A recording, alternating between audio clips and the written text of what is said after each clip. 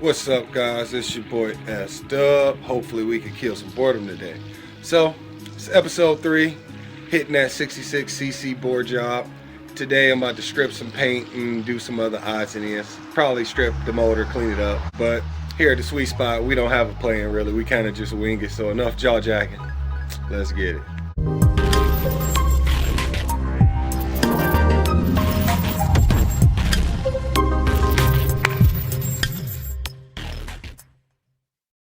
Alright, so wasted 20 bucks on this garbage ass acetone. Been soaking in here for like an hour or two. I was expecting so much better results, guys. Like, the paint's coming off, you see? I could kind of strip it with my finger, but still, that just ain't cutting. We in a hurry. So, I stand by this right here, guys. This stuff is amazing. Leave it on for about an hour. And we're gonna get her all nice and lubed up.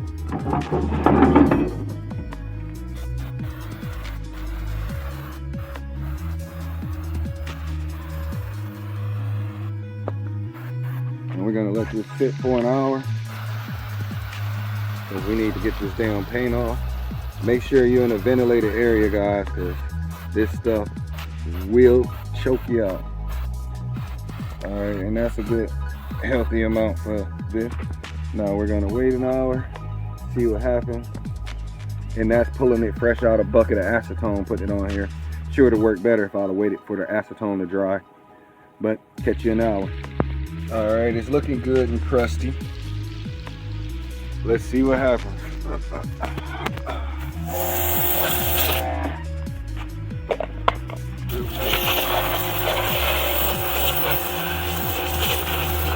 Oh yeah. Oh yeah, it stripped the paint over here. Let's do this. Huh. Oh yeah. Alright, so let me hit this. So this is the engine. You can see where I was using sandpaper. I didn't like the way it's turning out. It makes my final finishing work so much harder. And these engines are so, you know, so curvy and intricate. But anyway, this is half a can and using an electric pressure washer. I don't know the specs on the pressure washer. It's using the red 0 degree nozzle. As you see, it's doing it. I would definitely say the aerosol works, but this paint is like bulletproof, man. It works pretty good, but you definitely want to completely submerge it, and I would suggest let it sit for 24 hours. Definitely.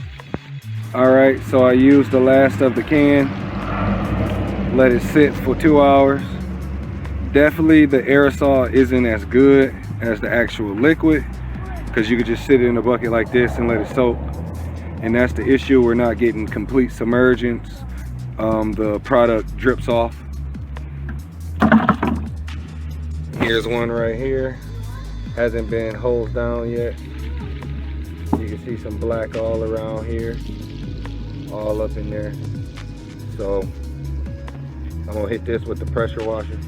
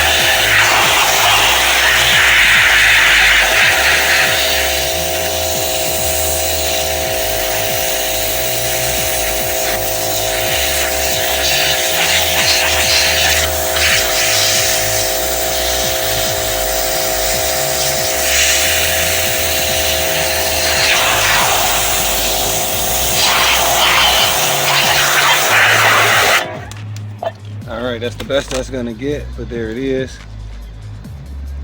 See up in the ridges right there. Hasn't got that. This actually is even good to see because you can see there's a ridge from the rotation of the crank. That lets you know the crank's not even balanced properly because the ridge isn't completely over. It's only a partial. So it's good that I plan on balancing the crank. Okay, here's the engine side by side. This one I've sanded by hand with a 320 grit. That's as far as I'm gonna go.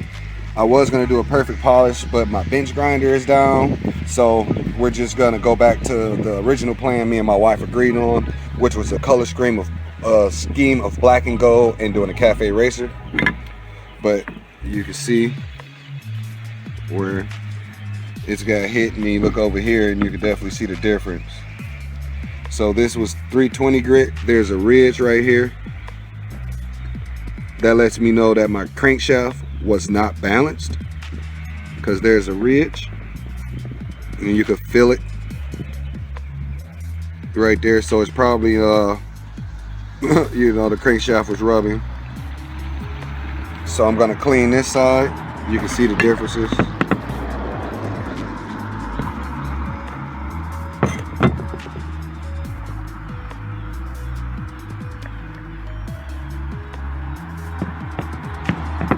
I'm not gonna do the back side as good because this is gonna get painted. We're doing black and gold color scheme. So now I'm gonna hit this one and let y'all see the results. I just got started hosing this down and you can see the clean spot right here. There's a ridge there and that's from the crankshaft. Crankshaft was definitely unbalanced. You can see the ridge all the way around to like right here. Yep, just that part right there. Just that in itself adds so much more power. Just having a balanced crankshaft, you get higher revs, better rotation. There's a lot of things, and this causes drag, which causes power loss, you know. But it's definitely shearing. That's good enough for my nail to catch it. Yeah. That's a healthy ridge all the way around. And then it didn't even stay clean. It's like it was unbalanced, got good, got unbalanced, like it vibrated.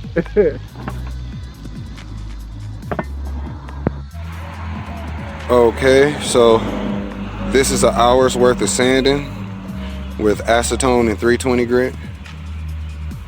We about to hose it off, see what it looks like.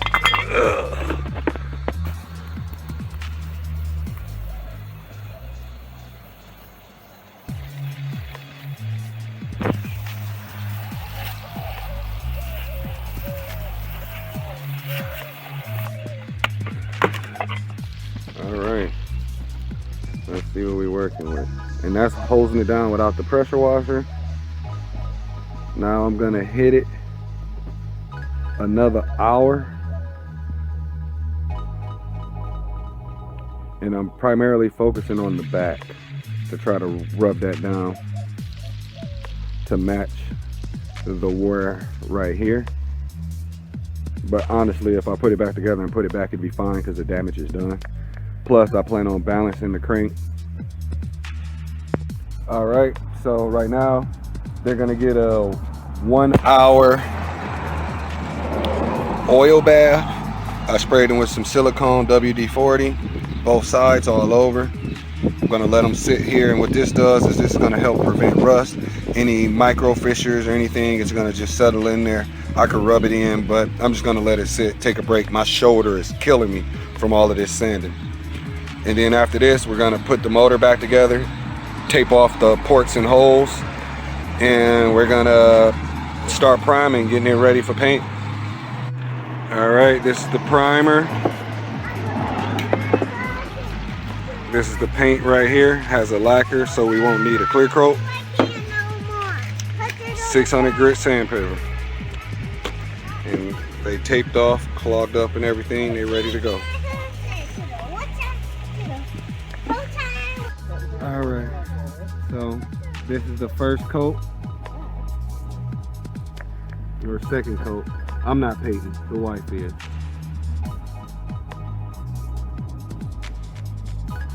And she's using 1500 grit to give it a nice little light sand. This is the primer. All right, guys, there you go. What I'm thinking about doing is the tips of the fins are gonna be black. Just the face of the fins. This is the first coat of gold. Over here, these been clear coated twice or once. We're gonna put one more coat of clear on it.